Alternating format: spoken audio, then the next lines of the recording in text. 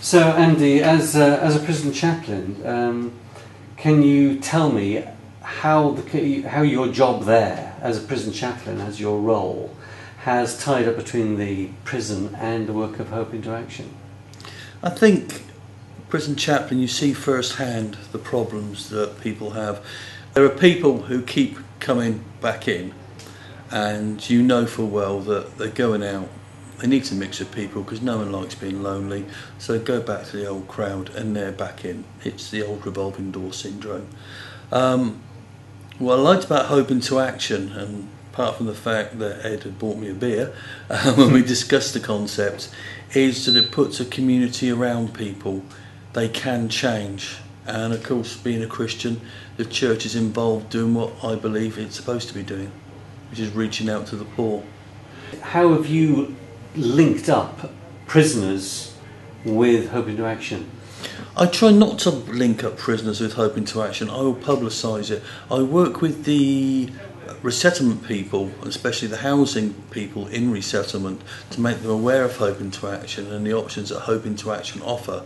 If they require, then I will give my advice towards certain people going, and some maybe being more suitable than others, but that's only from a prison side. I can't go direct to Hope into Action and say yes this one or no that one.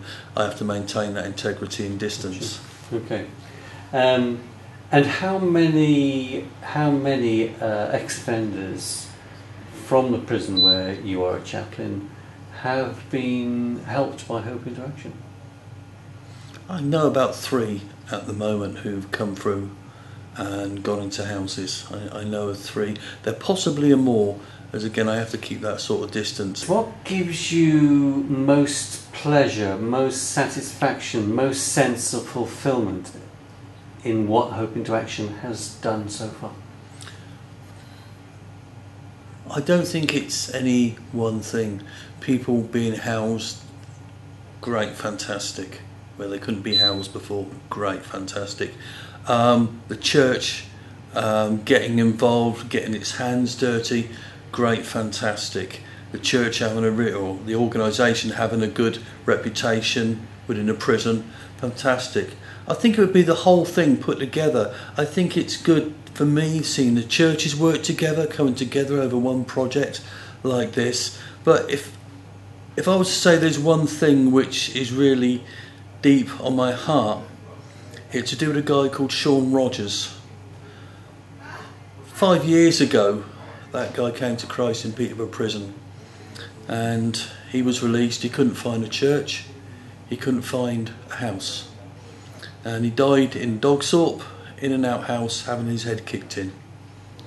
And he made the papers, and in it a friend said that he'd become a Christian in Peterborough prison. He was reading the Bible, he changed, that he had a bad start, he was coming round, he was dealing with his drink problem, which was his main cause for concern. And I think the bottom line, when that happened, I was very, very, very angry. A lot of what I do today, a lot of my thinking today is, I don't want to see, I do not want to hear of another Sean Rogers. Andy, thank you very much. My pleasure.